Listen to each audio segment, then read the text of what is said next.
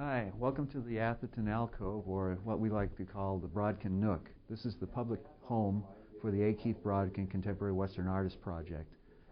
This project is designed to solicit, preserve, and make available the personal papers of contemporary Western artists, and along the way we conduct interviews with the artists in their studios. Right now, we have an exhibit here that we like to call Reese's Pieces, the Art and Life of William F. Reese. And this exhibit, as you can see, features clips from an interview that was conducted in 2002. So come visit us here at the National Cowboy and Western Heritage Museum, and particularly the Atherton Alcove. And then in 1970, you had your appendix burst.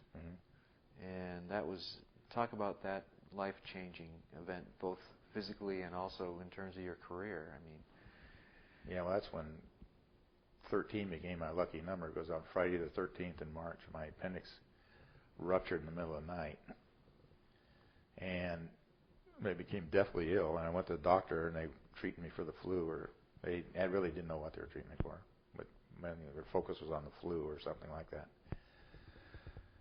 And it wasn't, and my temperature had gotten up into the 104, 105, and staying there.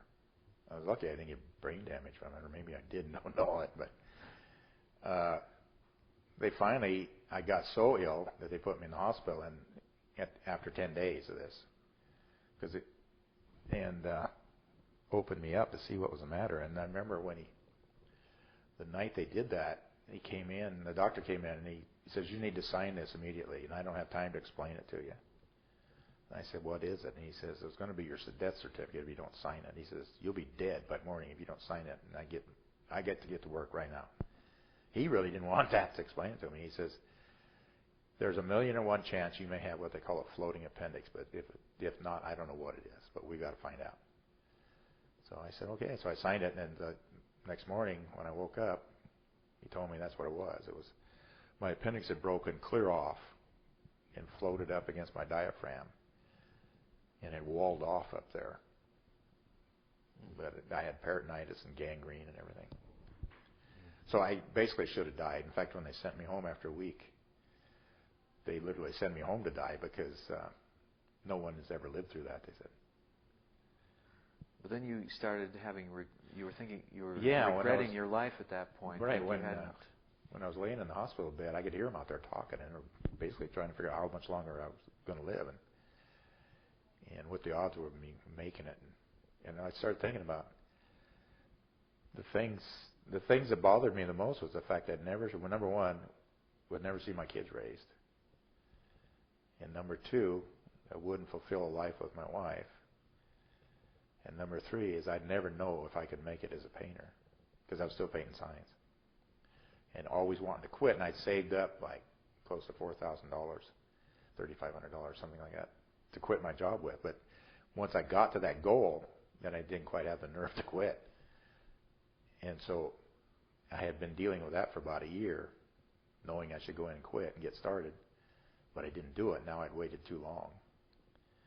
So those three things bothered me. And after I got better and made it through it, then I realized out of those three things, there's only one thing I could have done anything about.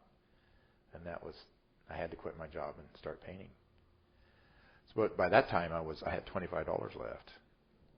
And so we still owed some more doctor bills. And so I decided I would save up to that $3,500 again, and I would quit. But then about a year later, I had $3,500 again and starting to lose my nerve. And that's a big jump. I mean, when you have little kids and you have there's no model to pattern yourself. No one that I knew, and there wasn't many people in the whole nation that were making their living at this. I got read somewhere a year later there was like 400 people out of the whole nation making their living at art. And so I was starting to lose my nerve again, and then Fran's brother drowned, and he was about 28 years old. So that woke me up again. I hear whatever dreams he may have had, they were gone. At a moment's notice, he drowned in the river, inner tubing, on the Yakima River. So I told Fran, I said, okay, when they find Everett, once this is done, I'm going to quit my job.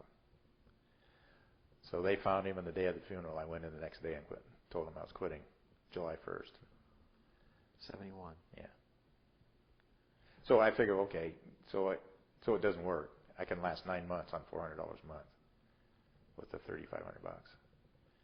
So whatever, if I can put $100, if I can make $100, I can last one more week. So every time I make $100, I'll last another week. So I never did go back to work.